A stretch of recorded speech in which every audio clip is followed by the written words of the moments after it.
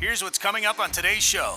Yeah, so right now we have 4 accesses open. You know, every time you talk about the angle of the dangle, Joe, our ratings go up. So I'm glad it made it onto the show. Glad it made it onto the I hope it's for good reason. Show this week. You know, when you're fishing that Rainy River, the water's stained on Lake of the Woods in the Rainy River. So your crankbaits that are like pink or pink UV or pink UV Fire Tiger. Presented by Onyx. Broadcasting from the Prairie Sportsman Studios.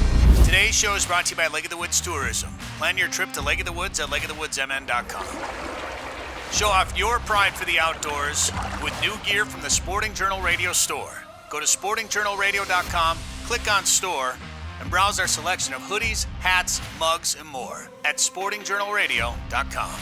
All right, this time of year, it's become a tradition for many anglers, not just in Minnesota, but from around the region, to travel up to northern Minnesota to the Rainy River to take part in the spring walleye fishing and sturgeon fishing, the world-class walleye fishing that takes place up there this time of year. And it is on right now. Joe Henry joins us from Lake of the Woods Tourism to talk about it. Joe, last time we spoke last week, it was one access, and now all guns a-blazing up there, it sounds like.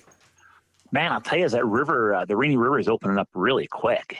Surprisingly, it's just really going fast. In fact, so right now we have 4 accesses open, and there's open water within 5 miles of Wheeler's Point access. And we think that there's going to be open water on front of Wheeler's Point in the next couple of days. The ice is just going quick. But you know, I'll tell you, for people who want to go up to the Rainy River this year, got a couple good things going on. So normally, the walleye season goes through April 14th. And of course, the sturgeon season, you can fish past that. The thing is, normally there'd be one access open for a long time and everybody'd be going to that one access. So it's quite busy. With 4 accesses open, that disperses the traffic. It is much easier to go fishing up at the Rainy River this year because of that happening. The other good thing is, you know, it's only, it's still early, you know, fairly early in March. It's the end of March, but I mean, there's times where that river doesn't open up until the very, very end of March, and you only got about 2.5 weeks till April 14th to fish walleyes. This year, you get a lot more time. So it's a great year to get up there. And let me tell you this, fish reports are real good. You could leave your bike at home, maybe, with the Yeah, right.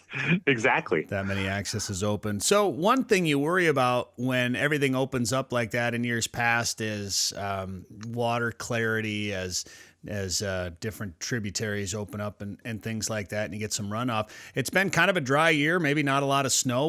What's the situation for water clarity up there?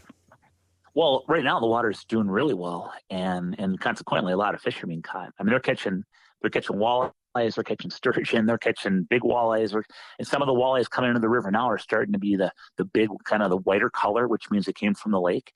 But so fishing's been good because the water clarity is good. Now you worry about the clarity of the water down the road. Will some of the forks, big fork, little forks, bust open and send some mud down? Well, number one, you made a good point. There isn't much precipitation. There's not much snow. There's not as much moisture that'll be flowing down this year. So we don't really know how much that'll actually even affect the color of the water and what kind of a push that'll be.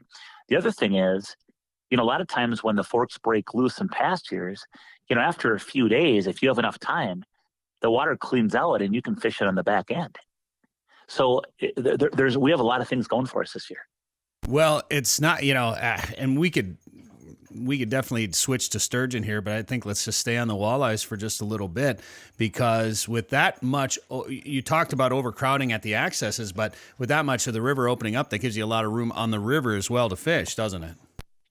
Oh yeah, and you know, in past years, you know, when let's say that the Birchdale access, which is the larger boat ramp that's furthest to the east, that one opened up first at Nelson Park there. You know, normally there'd be a lot of boats trying to get into that one access. You'd have to have some patience. But, you know, a lot of times once you got your boat in there, there'd be enough area to fish. You know, once you get it out there, there's a lot of water. The thing of it is that there's so much water now. I mean, it almost makes it hard for an angler. All right, Which boat ramp do we go out of? Yeah. What's going to give us the best? What do you hear from the bait shops or from social media? Where the walleyes, where are they at? I heard a new group must have come in because they're whacking them at, a timber mill out of Baudette. Yeah, no, I talked to my buddy. He's up near Clemson there by Vitus. They went out of there and did real good. Not really. I just talked to my buddy and he said that they fished, Vitus and didn't do so hot. They're way up at Nelson Park and they're getting them up there. That's kind of the trick is that. So I think what a person has to do is do what you feel comfortable with, get out there and just go fishing and play your odds and try some different areas. If you're working a stretch of the river, if you're whacking them, you got them going. If you're not whacking them, you know what? Just slide down a half a mile and fish that stretch. Fish some holes, fish some current breaks. Try some jigs with plastics. Try pitching the shorelines going shallower. Try trolling a crankbait. I mean, there's a lot of ways to get her done this time of year. Yeah, that's the next question I was going to ask you is for the guy that's never gone up there and done it. Sometimes river fishing can seem intimidating to people that aren't used to fishing rivers. What would you tell a guy that says, okay, I'm putting my boat in, what should I look for? And you got to stay on the United States side of the river too, right? So that you got to fish the one side of the river. Are you looking, is there something you can look for? You're looking for breaks like that or bends and seams?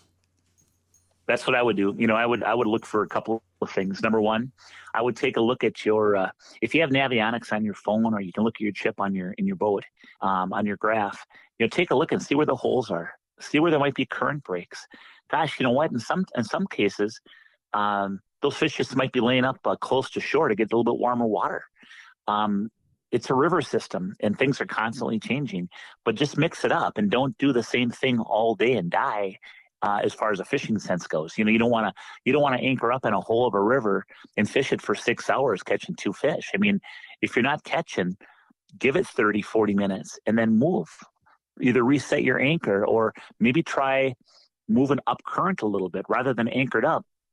Maybe you want to troll real slow against the current and have your jig maybe you have a nice bright plastic on there. Maybe you have a piece of minnow on there as well. And maybe instead of going vertical jigging, maybe you put a heavier jig on and you go into the current just real slow and you drop it back and thunk the bottom and pull it forward and drop it back and thunk that bottom and pull it forward. And sometimes you're going to drop it back and that's not going to make it to the bottom and you set that hook and there's a good walleye there. Sometimes it's the angle of the dangle. Sometimes it's covering a little water. Sometimes, people don't always think about crankbaits at the time of year because the water is so cold, but walleyes are eating minnows this time of year. So if you can pull a crankbait in the shallower water, whether you're pulling a straight shad wrap or if it's a little bit deeper, maybe you're putting on a three-way rig or a bottom bouncer with a 6 foot piece of fluorocarbon and a shallow diving crankbait and pulling that real slow against the current. You're covering water. You're putting a crankbait in front of a walleye with the feed bag on. A lot of those walleyes are big walleyes, so they have no problem taking in a shad wrap or a stick bait. So it just some different things to think about, but it's really kind of mixing it up until you get them dialed in. Every time you talk about the angle of the dangle, Joe, our ratings go up. So I'm glad it made it onto the show. I hope it's for good reason. Show this week. You bring it up. I was going to bring up three-way rigs because I know that's popular, like say on the Mississippi River. I don't hear about it as much on the Rainy River. You hear more about jigs, and even I hear about people using plastics in the spring, pitching jigs all the time up there on the Rainy River and having a lot of success with it. I don't know why a three-way rig with a crankbait even wouldn't work on the Rainy River. You'd think it'd work great up there. Oh, it does work great. So what a three-way rig is, for people that maybe don't know, it's a swivel that has 3 different connections on it. One of the connection goes to your fishing rod. One of them has let's say a 6 foot piece of mono or fluorocarbon going to a shallow diving crankbait, and the one on the bottom has a dropper of about, let's say it's 2 feet, a 2 feet piece of line with like a 2 or 3 ounce weight on it, and you can just bounce that off the bottom, almost like a bottom bouncer, but then your crankbait's running just above the bottom. And I'll tell you, the first time I ever saw that done is watching a TV show and watching Al Linder do it on the Rainy River in the spring. And Al Linder was pulling Rapalas, and stick baits, I think, but just kind of watching that. Then I had the chance of fishing with Steve Panaz of Lake Commandos. And that's where you kind of fish against each other using a different technique. You both use the same technique, and then the other person gets to use their technique, and you figure out which techniques is best. And when we fish Lake of the Woods in the summer, he wanted to pull 3-ways. And boy, did we catch fish pulling 3-ways on the lake.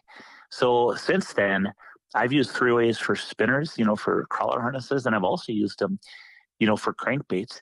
It's a very effective way to slowly deliver your crankbait in front of a lot of walleyes. And that can be a very, very good bait to use. When you're fishing that Rainy River, the water is stained on Lake of the Woods in the Rainy River.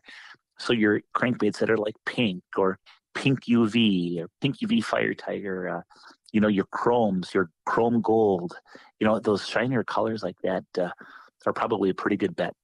The biggest key to fishing, and I did this when we were up at the Northwest Angle a few weeks ago, there's going to be fish there in the Rainy River, just like up at the Angle. I had fish on my electronics the entire 9 hours that I was out there fishing, but they weren't always biting, so I just kept switching up lures, switching presentations till I'd find something that would work, and then that would work for a little bit, and then they kind of shut off, so then I'd switch to something else. And I think that's about the best piece of advice you can give somebody, is just to be prepared to change things up a little bit if it's not working. Well, yeah, and the other thing too is a lot of times you're going to be fishing with another angler or maybe another 2 anglers. Everybody use something different, use different colors, use different size jigs, use different size cranks. Somebody have a crank that's got no rattle, somebody has a crank that has rattles. Somebody use a shad style. Somebody use a stick bait style. Mix it up until you dial in those walleyes. And those walleyes, the secret code might change daily. Heck, it might change every few hours based on cloud cover, sunlight, what kind of a bait's moving through the system. So it's just a matter of being aware, trying different things, and just going fishing. It doesn't have to be rocket science. It doesn't have to be complicated at all. We take all these complicated techniques and use them. And, when it's all said and done, I just wrote an article. And basically the premise of the article is I played football for John Gallardi of St. John's University. We had a lot of success on our football team. And you know what? The big thing was be brilliant at the basics. Have just a few basic techniques and just be really good at those basic techniques, and you're going to be just fine. Yeah, he never won any football games. He doesn't know what he's talking about. Yeah, exactly. Yeah, the all-time winningest coach of college football history. Right. But it's funny though, because even playing for him, I was a running back, and if he'd see something, people wouldn't believe as a college football team how much time we spent blocking, tackling, fundamentals, just going over the plays over repetition. Yeah. And I bring that back to the fishing. It doesn't have to be some technical presentation that you don't understand. It could be as easy as putting on a shad wrap and casting it behind your boat and trying to stay in that, 6 to 10 feet of water and just covering some water along shore, trolling it about that. You're going against the current, so your crank's going to be working really good. Just covering a little bit of water, 1.2 to 1.7 or 8. It's simple. Yeah. But a lot of times you'll fish the experts. Well, and it can be simple fishing for sturgeon too. We'll probably talk about that next week here on the show. And Joe, we should mention our trip to the Northwest Angle is going to air this Sunday night on Pioneer PBS, our Northwest Angle guest ice road trip. This Sunday night, 7:30 on Pioneer PBS, on KSMQ down in Rochester, Austin, April 1. TPT Life in the Twin Cities, April 3. Lakeland, Bemidji, Brainerd, May 1. WDSC in Duluth, May 15th. And it'll air a whole bunch of times on the Minnesota Channel coming up on April 8th. You can find all those dates again at prairiesportsman.org. And if, Joe, people want to come up and fish the Rainy River, where can they find out more information about it? 2 places. Either the Lake of the Woods Tourism's Facebook page has a ton of great info. Otherwise, our website. It's got info on the Rainy River, boat ramps, sturgeon fishing, spring walleye fishing, and that address is lakeofthewoodsmn.com. This has been the Finding Fins Fishing Podcast, part of the Sporting Journal Radio family. Subscribe wherever you get podcasts or go to findingfins.com. and make sure to like our sponsors. Hey anglers, looking for a destination where walleyes, fresh air, and fish fries are a way of life? Look no further than the famous waters of Lake of the Woods. From Baudette and the Rainy River to the main lake up to the northwest angle. Here you'll enjoy the best walleye catch rate in the state. Maybe you'll pursue world-class sturgeon, pike, or muskies. Plus you'll find lots of full-service resorts offering charter boats, delicious meals, and lots of Minnesota nice. Come experience the walleye capital of the world. Come experience Lake of the Woods. Catch the details at lakeofthewoodsmn.com.